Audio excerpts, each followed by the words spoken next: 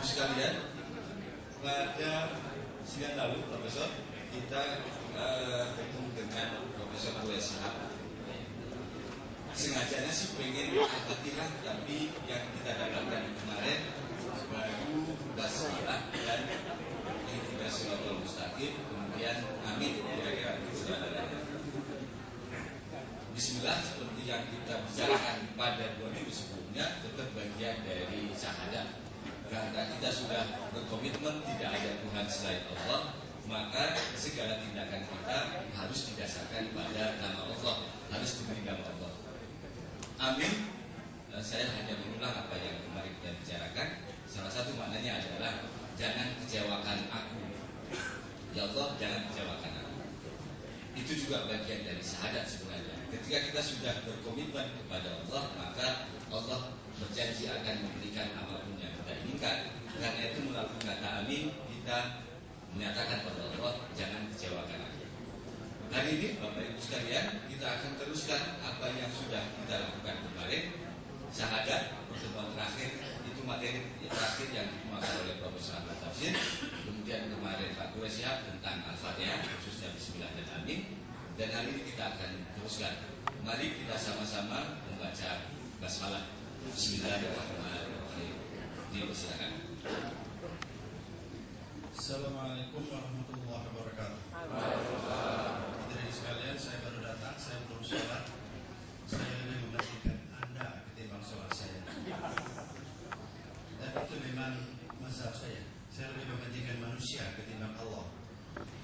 Saya gampang berdamai dengan Allah, tapi kadang-kadang susah berdamai dengan manusia. Allah tidak pernah salah paham terhadap saya, tapi Anda sering salah paham terhadap saya. Anda selalu mementingkan manusia. Bukan saya mengajari Anda sebagai cara saya, tetapi ya begitulah mazhab saya. Baik, yang pertama kemarin kita sudah mencoba menerangkan syahadat. Ilmu saya ya segitu-gitunya tentang syahadat itu. Itu adalah tekad. Tapi tidak seperti tekad dalam bahasa Indonesia. Melainkan itu tekad dan niat. Niat dan tekad itu beda. Niat itu punya bobot bersandar kepada, kalau niat. Niat karena istri atau niat karena Allah, itu niat. Kalau tekad, dia tidak bersandar. Nah, hari ini tak kala kita sudah bersyahadat, itu kita sudah menyatakan tekad. Barangkali memang ada perlunya syahadat itu disaksikan orang lain. Pada zaman Nabi juga ada saksi itu, orang bersyahadat itu, untuk menyatakan memang dia telah bertekad. Nah, mungkin Anda berpikir, saya kan belum pernah syahadat Pak. Enggak juga, setiap sholat juga kan ada bersyahadat itu. Saksinya malaikat. Kira-kira begitu. Jadi tidak usah syahadat Anda itu diulangi. Mengapa? Karena sekarang itu memang ada itu aliran pemikiran syahadat itu harus diulang gitu. Padahal pada zaman Nabi banyak juga orang bersyahadat dari kecil, ya tidak diulang lagi oleh Nabi. Hadirin sekalian, karena baru tekad, memang kita masih menempel di bumi, masih kena gaya gravitasi 100%. Kita belum bisa terbang meninggalkan bumi. Dengan mana kita sebetulnya belum ada perubahan keterikatan kita dengan dunia materi. Padahal tujuan akhir kita itu ingin bebas dari dunia materi. Saya pakai istilah dan para sufi memakai istilah, mari kita terbang ke langit seolah-olah Tuhan itu di langit, padahal Tuhan itu enggak pakai tempat. Laisa kamitslihi syai'un. Tuhan itu di luar semua kategori. Kalau tempat itu kan kategori tempat. Nah, berjalan menuju Tuhan itu adalah usaha membersihkan diri, yang disebut dalam literatur kita itu tazkiyatun nafsi. Sholat adalah sarana besar dalam penyucian diri tersebut. Saya ulangi, sholat itu adalah sarana besar dalam penyucian diri tersebut, sekaligus sebagai tanda dan ukuran dalam penyucian diri tersebut. Sholat merupakan alat dan sekaligus tujuan. Sebagai sarana atau alat, ia ditegakkan. Sebagai tujuan, ia selalu dilakukan. Karena tujuannya ialah melakukan sholat. itu mudah memahami ini. Karena banyak orang mengatakan kalau sampai tujuan untuk apa alat, begitu. Kan sering ada mendengar itu, sholat itu kan cangkana, lamun kes marifat sudahlah, kan banyak yang begitu itu. Itu tidak betul karena Nabi sudah sangat marifat kepada Allah, tetap ada sholatnya terus sampai sakit.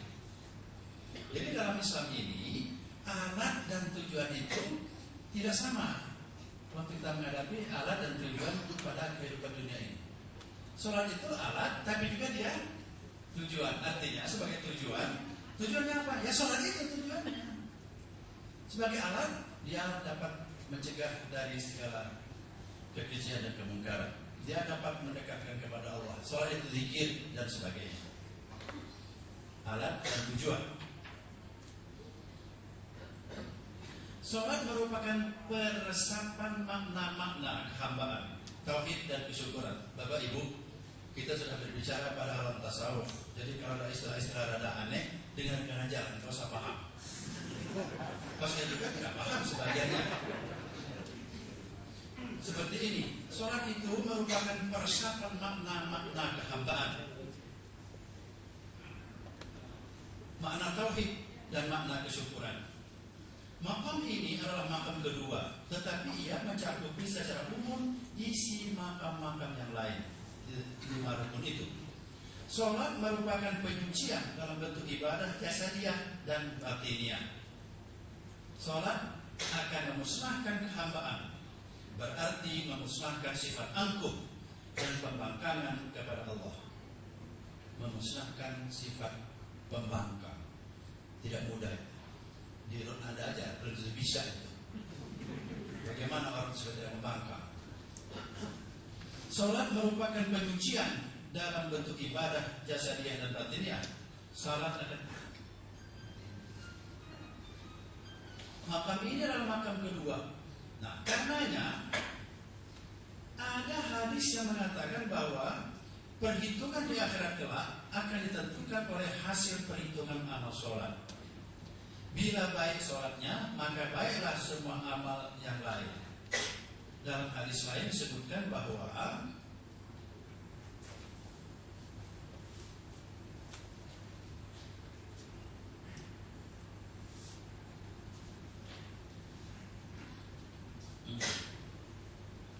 sholat merupakan penyucian dalam bentuk ibadah jasadiah dan batinnya. Sholat akan memusnahkan kehambaan, berarti memusnahkan sifat angkuh dan pembangkangan kepada Allah. Karenanya ada hadis yang mengatakan bahwa sholat itulah perhitungan yang menentukan amal-amal yang lain. Kalau sholatnya baik, maka baiklah seluruh amal yang lain. Agama akan runtuh bila sholat runtuh. Bila dilihat dari segi pelaksanaannya, memang sholat itulah yang mengawal hidup kita.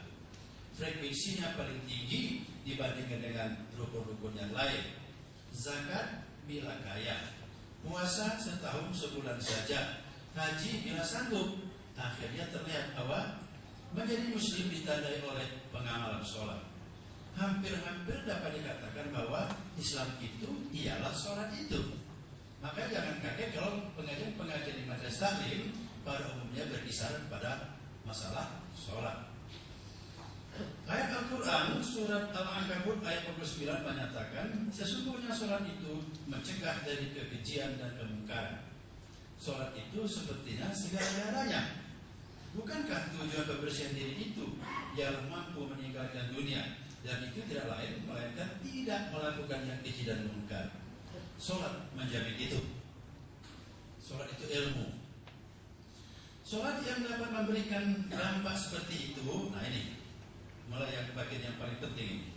Sholat yang dapat memberikan dampak seperti itu, yaitu hidup tenang, tidak melakukan keji dan mungkar, adalah sholat yang dikerjakan dengan sempurna.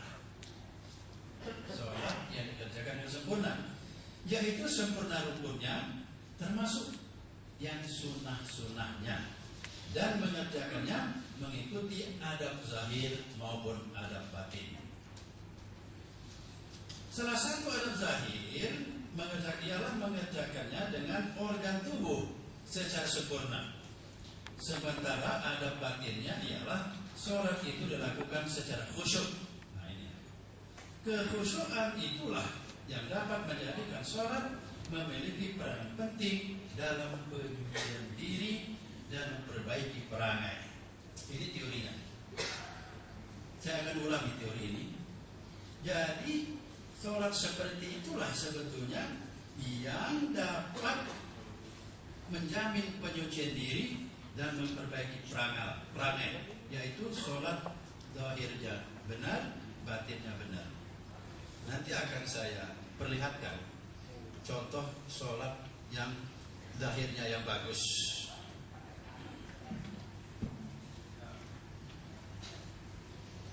Karena saya ini guru, saya tidak akan malu menyontohkan.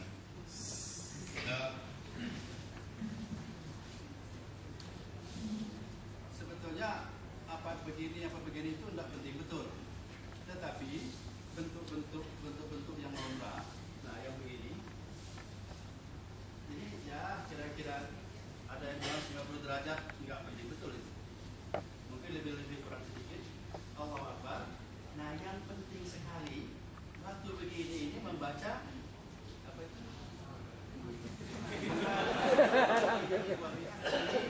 Subhana rabbiyal azim wa bihamdihi, subhana rabbiyal azim wa bihamdihi. Nanti waktu sujud subhana rabbiyal a'la. Saya sudah lupa enggak baca itu.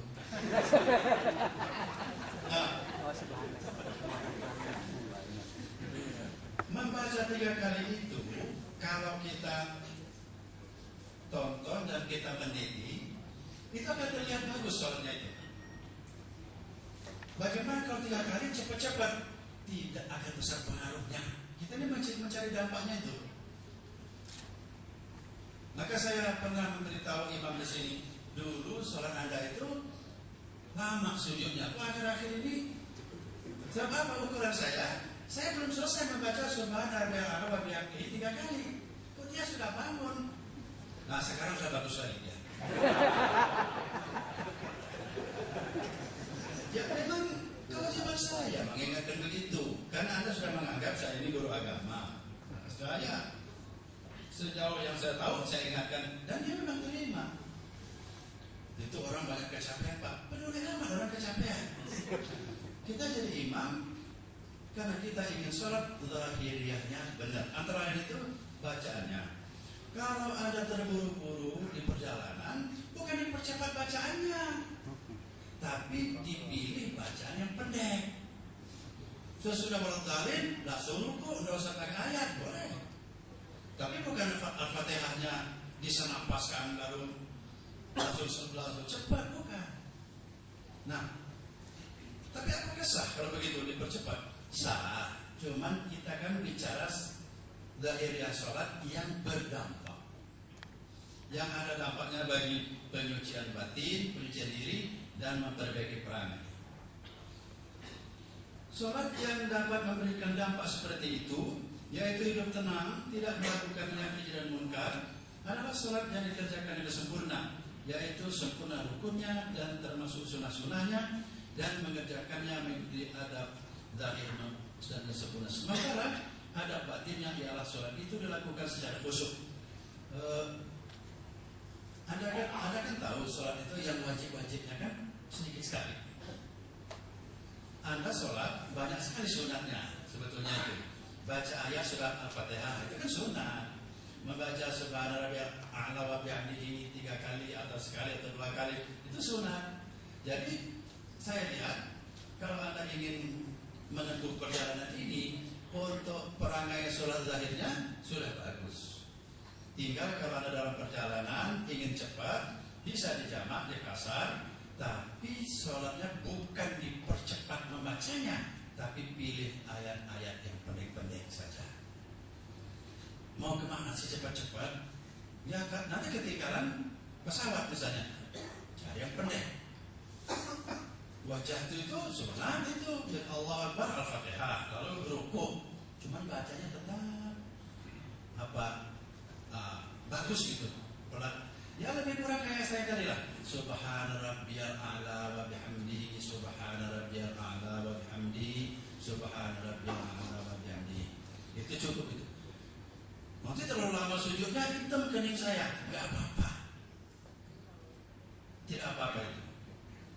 juga sholat itu harus diusahakan kenanya hitam.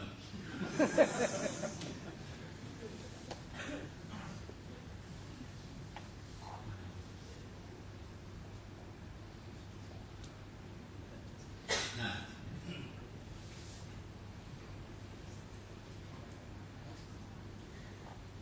adab batin itu harus dipelajari. Adab zahiriyah, dalam buku yang saya baca ini, dia bilang adab zahiriyah sholat itu tidak usah diperpanjang, karena buku-buku fikih sudah banyak menyebutkan itu. Tapi mengenai adab batin, ini apa adab batin itu? Yaitu aturan-aturan sholat yang secara batiniah. Adab batin inilah yang disebut ilmu khusyuk. Jadi ada istilah ilmu khusyuk, artinya cara-cara sholat khusyuk. Rasulullah SAW bersabda, ilmu yang pertama kali diangkat dari muka bumi adalah ilmu khusyuk. Ini hanya untuk menjelaskan pengetahuan tentang cara khusyuk itu penting. Dalam surat Al-Mu'minun ayat 1 dan 2 disebutkan, sesungguhnya beruntunglah orang yang beriman, yaitu orang-orang yang khusyuk dalam sholatnya. Di ayat ini, sholat khusyuk itu menjadi syarat untuk disebut beriman. Jadi khusyuk itu penting. Nah, ada Bapak Abu Sungkan, aku sangkan, memberikan latihan sholat khusyuk. Silakan aja kalau mau ikut. Tapi kalau ternyata mahal atau nggak ada waktu, lewat kuliah saya ini, Anda bisa sholat khusyuk. Yang penting Anda mau apa enggak? Sebab khusyuk itu artinya mau sebenarnya. Mau apa? Mau sholat khusyuk. Loh, kenapa? Karena khusyuk yang sebenarnya itu susah sekali. Yang bisa diusahakan itu saya sedang berusaha khusyuk. Ini yang bisa kita capai. Lalu apakah sholat khusyuk itu lupa segala-galanya? Tidak. Kalau lupa segala-galanya, lupa juga bacaan sholat nanti. Lalu sholat khusyuk itu untuk apa? Untuk sholat atau untuk Allah? Kalau untuk sholat khusyuk, nah keliru lagi. Sholat itu untuk Allah. Jadi begini aja, tidak usah itu diperdebatkan. Sholat adalah yang benar-benar, jangan main-main sholatnya. Itulah sholat khusyuk. Jangan sampai kan ada kata-kata as-sholatu lidzikri. Sholat itu untuk mengingatku. Kalau rakaatnya saya sudah lupa, apa dia mengingat Allah dalam sholat? Itu sebenarnya khusyuk itu. Jadi ada mengatakan khusyuk itu harus tahu makna bacaan. Ya Tuhan tidak adil dong. Kalau orang bukan berbahasa Arab kan susah itu maknanya. Yang penting Anda tahu maknanya. Sesudah ini baca ini, sesudah ini rukuk. Itu makna sholat juga itu. Tidak usah makna apa yang dibaca. Kalau tahu, ya bagus. Kalau tidak, bukan berarti Anda tidak bisa sholat khusyuk. Ada orang yang tidak tahu makna rukuk sampai dia lupa rukuk misalnya. Kan nggak ngerti makna rukuk itu. Sholat maghrib 3 rakaat jadi 4, itu kan tidak tahu makna rakaat. Nah itu juga mengetahui makna itu. Pernah Nabi sedang sholat, lalu ada seekor ular, dia berhenti sholat, dibunuhnya ular itu, lalu dia kembali sholat, tidak diulang dari awal. Artinya khususnya sholat Nabi itu bukan lupa kepada lingkungan. Kalau Anda sedang sholat, lalu ada api yang akan membakar, berhenti sholat, padamkan api, kembali lagi sholat, tidak usah dari awal. Itu dari Nabi. Kalau saya, tidak usah Anda ikuti. Kalau saya sedang sholat, ada orang tutup pintu, saya berhenti sholat. Saya buka dan saya ngobrol dulu, nanti sholat saya. Bahkan kalau saya sedang sholat, HP saya berbunyi, saya berhenti sholat. Saya layani dulu orang. Ngelayani Allah gampang lah kita pikiran saya. Bisa damai kepada beliau tuh. Tapi kalau kepada orang, mereka sering salah paham kepada saya. Maka saya harus lebih baik kepada mereka. Ini untuk yang kedua kalinya saya sampaikan. Bukan untuk ditiru, untuk didengar aja. Khusyuk itu merupakan manifestasi tertinggi dari hati yang sehat. Nah ini berat. Bisakah Anda sholat khusyuk? Jangan lupa, itu pertanda hatinya tidak begitu sehat. Ini keterangan. Ini ada betul nih. Temannya anak saya, showrooman motor, orang Cina, sudah lama masuk Islam, ngomong ke saya, Pak, kenapa saya akhir-akhir ini kok susah merasakan imannya sholat? Barangkali kamu belum namanya nipu ya harga mobil. Iya Pak, dagang kan biasa lah. Ya itu. Jangan nipu, nanti enak lagi sholatnya. Yang jujur aja dagang. Nabi juga berdagang, untung dia tidak pakai nipu. Nah, tapi kalau pedagang cara orang Sunda susah Pak, tidak pakai nipu. Nah, akibatnya apa? Anda tidak bisa menikmati sholat. Anda tidak bisa khusyuk. Salah satu ciri khusyuk itu kita merasakan nikmatnya sholat. Kalau sholat itu masih dirasakan sebagai beban berat, itu salah satu pertanda belum terdapat sholat yang khusyuk. Mahal sholat khusyuk itu, karena harus mengatur batin, mengatur fisik, dan mengatur khayal dan perasaan dan angan-angan.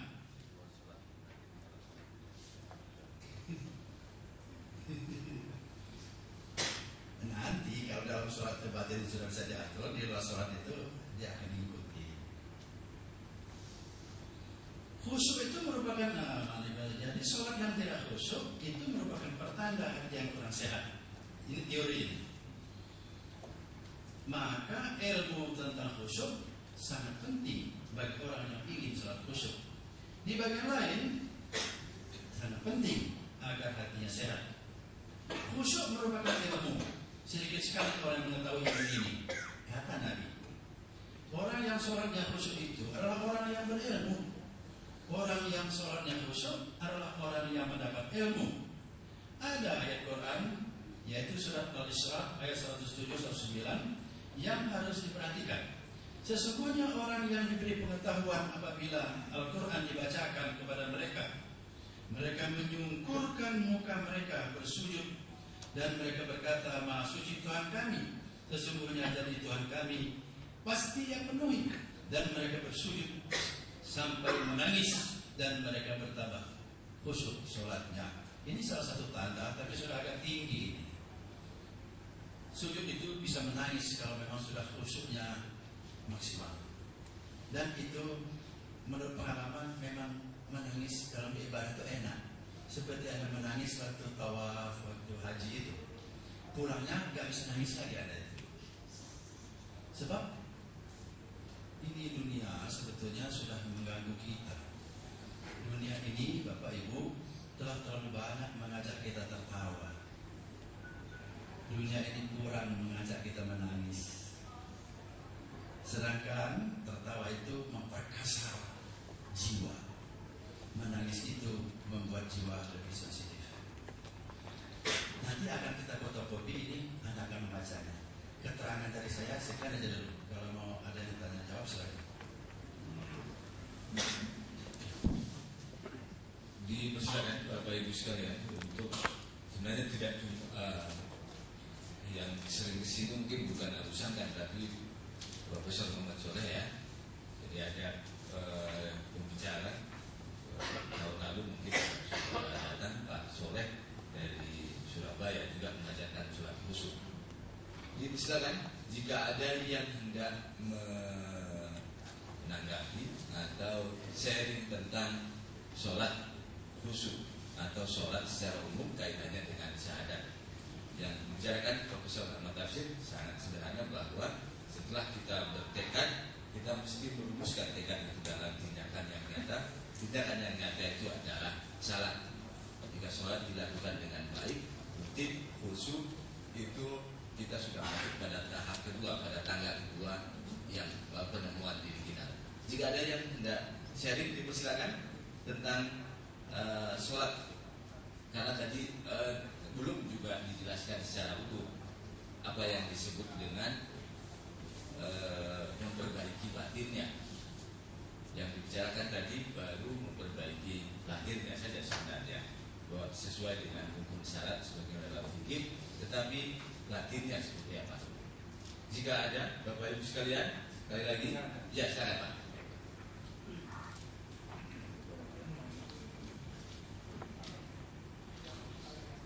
Assalamualaikum warahmatullahi wabarakatuh. saya tertarik dengan kalimat syahadat.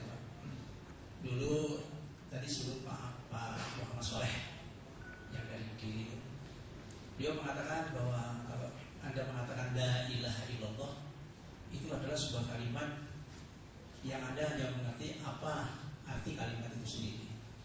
Tetapi ketika Anda mengatakan la ilaha illa anta, Anda sedang berhadapan dengan Allah. Kemudian pada saat nanti Anda akan mengatakan la ilaha illa ana. Itu kami semua bingung waktu itu, Pak. Apa maksud di kalimat itu sendiri? Itu mohon mungkin Bapak bisa menjelaskan. Terima kasih. Assalamualaikum warahmatullahi wabarakatuh. Pertanyaan Bapak itu terlalu sulit itu. Memang ada. Abu Yazid Al-Bustami setelah sholat subuh itu wirid la ilaha illa ana ma'buduni, tidak ada Tuhan selain saya, sembahlah aku. Muridnya lah tempat kan. Guru kita sudah tidak beres. Waktu dia sudah sadar, ditanya, kenapa guru wiridnya begitu? Masa iya saya sholat begitu? Itulah yang disebut dalam itu fana sebetulnya.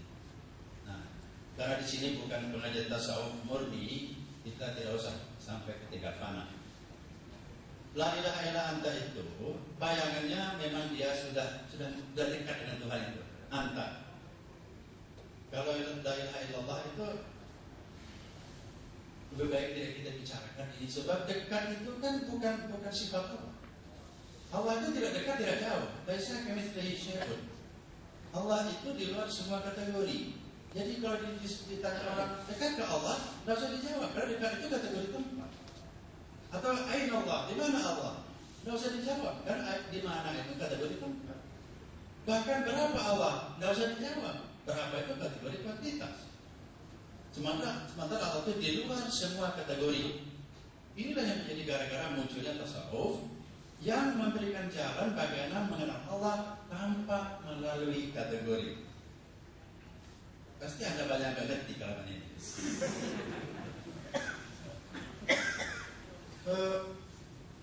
Otak kita berpikir, indera kita mengenal, itu pasti dikenakan kategori. Kategori itu ada 13 kata Aristoteles. Ada kategori tempat, kategori jumlah, kategori jenis, kategori warna, ada 13. Nah, waktu kita memikirkan Allah dengan akal kita, akal ini selalu bekerja pada kategori. Lalu bagaimana mengenali Allah? Tidak pakai akal, tetapi pakai rasa, pakai tahu. Itulah yang dilatihkan oleh guru sufi kepada murid-muridnya. Katanya memang mereka berhasil mengenali Allah. Tapi waktu dia mau omongkan ke orang, dia memberikan kategori lagi. Sehingga laporannya tidak pernah seperti yang dia rasakan. Itu sudah kajian tasawuf yang cukup mendalam. Tidak terlalu bagus untuk kita bongkar terlalu jauh di sini. Kalau memang ada yang berminat, datang ke rumah lah. Kita ngaji itu. Jadi begini ringkasannya itu. Sholat itu kan harus punya dampak kepada diri kita. Sebagai cara kedua dalam tazkiyatun nafsi, pembersihan diri, itu sholat. Tapi sholatnya bagaimana? Yaitu sholat yang benar lahiriahnya dan benar batiniahnya. Benar lahiriahnya rata-rata kita sudah bisa, benar. Benar batiniahnya itu artinya khusyuk. Nah, bapak khusyuk inilah kerennya yang panjang.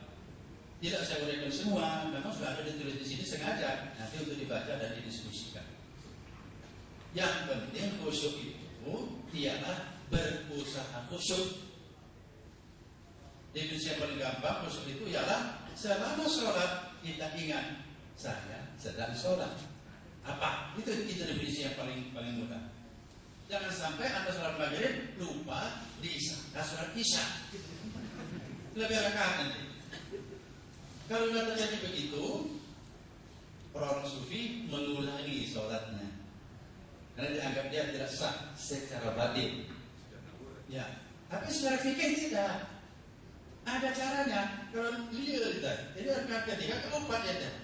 Ambil yang pasti benar 3. tambah satu sebelum salam ditutup dengan sujud syahri. Itu fikih beres. Fikih itu zahiriyahnya.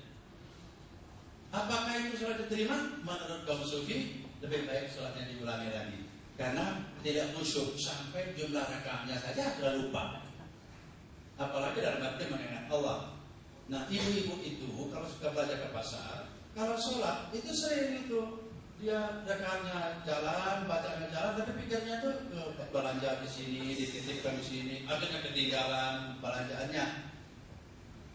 Nah, kalau sudah begitu, ya terserah, seperti sah saja sholatnya secara fikih. Tapi dalam ilmu tasawuf itu sholat yang sudah tidak khusyuk, yang dianggap ya biasa mereka mengurangi sholatnya. Tema kita sholat yang dapat membuat kita jadi orang baik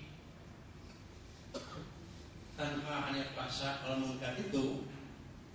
Sholat yang dapat berdampak menyebabkan kita mampu meninggalkan yang keji dan mungkar itu ialah sholat yang benar gerak tahiyahnya, bukan karena panjangnya bacaan sebetulnya, karena benar gerak tahiyahnya dan benar gerak batiniahnya.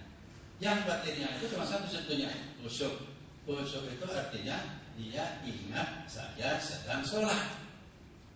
Lupa lagi, balik lagi. Maka saya katakan tadi, khusyuk itu ialah berusaha khusyuk. Khusyuk terus-terusan sangat sulit. Dan kalau pikiran sudah lari ke, aduh sudah belum tanda tangan, balik lagi. Itu sudah khusyuk. Itu aja. Loh, bagaimana prakteknya Pak? Prakteknya aja begitu. Itu batin loh. Jadi kalau kita ingat yang lain, kembalikan. Saya sedang sholat apa? Saya sedang sholat apa? Dan sejak dari takbir sampai ke salam. Ya, sekali lagi yang tadi pertanyaan tentang la ilaha illallah, la ilaha illallah, la ilaha illallah dan la ilaha illallah itu sebenarnya masih bisa dijawab, cuma tidak semua orang jangan-jangan membutuhkan jawaban tentang itu.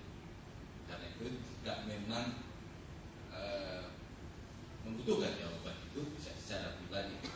Jadi dalam tasawuf itu ada etika yang membatasi, tidak semua hal bisa dibicarakan untuk umum, karena bisa jadi yang lain bosan juga dengerinnya, ada timbul fitnah dan lain sebagainya. Jadi saya cuma menegaskan itu. Jika ada yang lain, silakan. Jadi sholat khusyuk itu menurut salah satu imam seperti menangkap burung lepas, ambil lagi, lepas lagi, ambil lagi. Dan salah satu cara yang paling gampang adalah mengingat saya sedang sholat. Jadi kalau kita lihat dibalik lagi, saya sedang sholat. Cuma gitu aja. Dan tidak usah ada pelatihan. Jika ada yang lain, silakan. Bukan ada pelatihan sebenarnya. Jadi saya mengerti pelatihan itu perlu, pengajarannya itu untuk membenahi lahiriah sholat.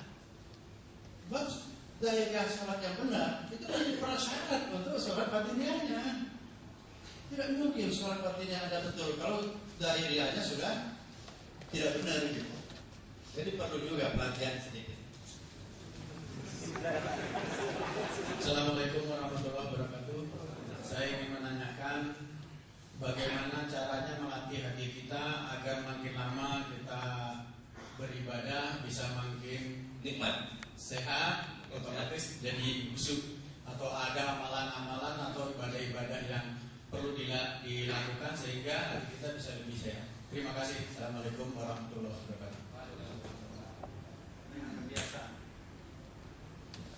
Dengan kebiasaan, dibiasakan, dipaksakan.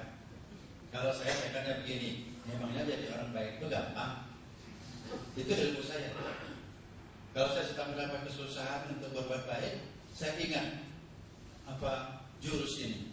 Memangnya gampang jadi orang baik? Kalau gampang, udah baik semua orang ini. Jadi orang baik harus nekat, harus bangun pagi, harus hemat, harus gerak badan supaya sehat. Saya ini sudah umur 71 Pak. Alhamdulillah. Baru duhur gitulah sakit-sakit. Belum begitu parah. Karena saya memang menjaga kesehatan. Saya paksakan itu gerak badan setiap hari. Selesai sholat itu saya senam di tempat sujud itu. kira-kira 3 menit begitu. Tapi terasa, kok saya tahu sehat itu baik, yang mana gampang baik. Itu ilmu orang Jawa itu. Saya kan 10 tahun di Jogja. Memangnya gampang jadi orang baik? Iya kan? Kalau nggak nekat, nggak akan jadilah orang baik. Jadi orang jelek, tidak bisa syarat. Mending jadi orang baik, sekalipun sulit.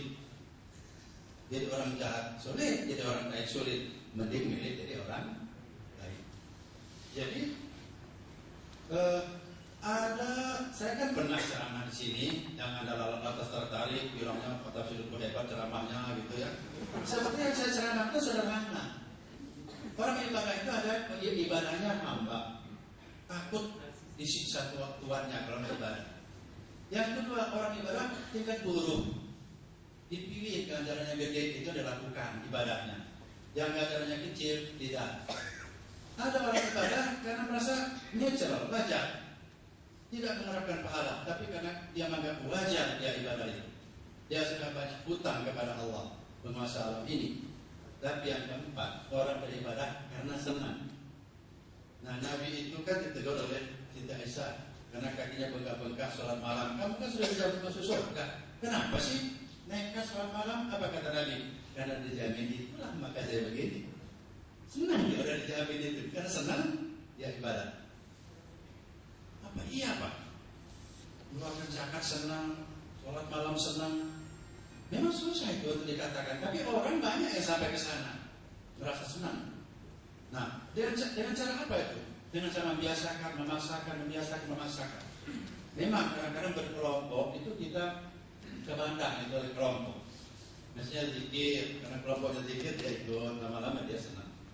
Kira-kira begitu. Terima kasih. Terima kasih. Jika masih ada, kita punya waktu 3 menit lagi. Nah, sholat jadi agak repot sih memang bagian ini. Artinya Pak Ahmad Katsir memilih untuk membicarakan sholat seperti teori renang, Pak. Bagaimana cara bisa berenang? Jawabannya nyemplung ke sungai, nyemplung ke kolam renang. Nggak bisa misalnya teori renang itu tangan ditentangkan, kaki digerak-gerakkan, kemudian mulutnya harus bernafas dan seterusnya. Kalau hafal teori renang itu tapi nggak pernah menyemplung ke kolam renang, nggak bakal bisa tidak akan bisa berenang. Dalam beberapa hal tertentu, pertanyaan sekitar hati yang sehat, hati yang bersih, sholat khusus segala macam, persis teori renang. Teorinya tidak penting. Yang penting itu Bapak berenang, pernah sholat 1 atau 2 kali, kemudian jadi tahu bagaimana cara berenang. Nah, bagaimana sholat yang khusyuk, bagaimana hati yang bersih, Bapak harus mencoba untuk sholat terus-menerus memaksa diri, baru kemudian hati kita mengajari cara bagaimana itu. Kira-kira gitu Bapak ya.